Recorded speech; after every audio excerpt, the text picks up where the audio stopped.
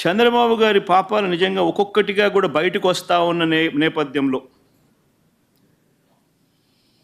ప్రజలందరూ కూడా చంద్రబాబు నాయుడు గారిని వేలెత్తి చూపించే కార్యక్రమం జరుగుతూ ఉన్న నేపథ్యంలో చంద్రబాబు నాయుడు గారు ఈ మధ్యకాలంలోనే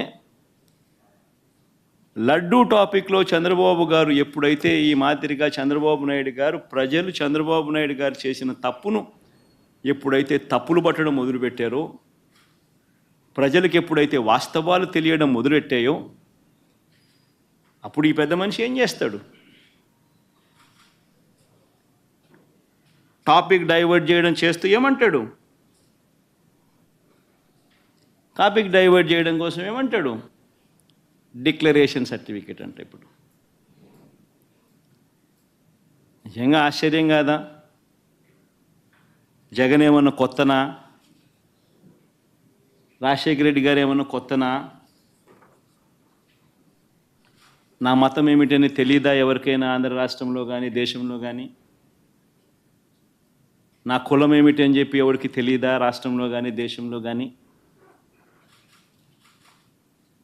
రాజశేఖర రెడ్డి గారు 5 సంవత్సరాలు ముఖ్యమంత్రిగా ప్రతి సంవత్సరం బ్రహ్మోత్సవాలకు వస్త్రాలు నాన్నగారే సమర్పించారు. నాన్నగారు కొడుకునే కదా నేను కూడా తిరుపతికి ఎన్నోసార్లు పోయా కదా ఇంతకుముందు కూడా ముఖ్యమంత్రి కాకమునుపు. అంతెందుకు నా పాదయాత్ర మొదలెట్టేటప్పుడు వెంకటేశ్వర స్వామి ఆశీస్సులు తీసుకొని మొదలెట్టా. నా పాదయాత్ర అయిపోయిన తర్వాత నేరుగా తిరుపతికి వెళ్ళి కాలినడకన కొండెక్కా. తిరుపతికి వెళ్ళి కాలినడకన కొండెక్కి వెంకటేశ్వర స్వామి దర్శనం చేర్చారు. కల్తీ నెయ్యితో ప్రసాదం తయారు చేయబడింది. దాని గురించని ముఖ్యమంత్రి హోదాలో ఉన్న చంద్రబాబు నాయుడు గారు కానీ, ఉప ముఖ్యమంత్రి హోదాలో ఉన్న పవన్ కళ్యాణ్ గారు కానీ, లోకేష్ బాబు గారు కానీ మేమందరం మాట్లాడుతున్న ఈ నేపథ్యంలో దాని గురించి మాట్లాడండి అంటే, దాని గురించి మాట్లాడకుండా నేను మెట్లు ఎక్కుతాను, ఏంటది దర్శనానికి వెళ్తాను అని చెప్పి డైవర్ట్ చేయడానికి ప్రయత్నం చేసింది నువ్వు. ఈరోజు మళ్ళీ తిరిగి డైవర్షన్ పాలిటిక్స్ అని చెప్పి మా మీద మాట్లాడే పరిస్థితి కనిపిస్తూ ఉంది. ఈ నేపథ్యంలో ఒక గోల్డెన్ వర్డ్ వచ్చింది నిజంగా. లడ్డు నాణ్యత అట, లడ్డు టేస్ట్ అట. అరే నాకు అర్థం కాంది, జగన్మోహన్ రెడ్డి ఏ రోజైనా లడ్డు టేస్ట్ చేశారా? తిరుమల తిరుపతి దేవస్థానం ప్రసాదం లడ్డూని ఆశీర్వాదానికి అక్షతలు వేస్తేనే 10 సార్లు దూకున్నాడు. అక్షంతలన్నీ అయిపోయినంత వరకు ప్రతి టీవీ వాళ్ళు కూడా చూపించారు. అది ఎక్కడ? మండపంలోనే. ఎక్కడ ఆశీర్వాదం ఇచ్చిన ఆ మండపంలోనే. ఇంకా సాల్వ్ అయ్యక ముందే అక్షంతలు వేసిన దానికి, ఆ పంతులు అక్షంతలు వేసిన దానికి మనమైతే ఆ అక్షంతలు ఎప్పుడు ఉంటాయా? ఉంటే బాగున్ను, రోజంతా ఉంటే బాగున్ను, ఆశీర్వచనం అనుకొని మనం చక్కగా బయటకు వస్తాం. అక్కడే 10 సార్లు దువ్వాడు ఆ క్రాఫ్ని. దువ్వేసి తీసేసినోడు ప్రసాదం గురించి మాట్లాడుతున్నాడు.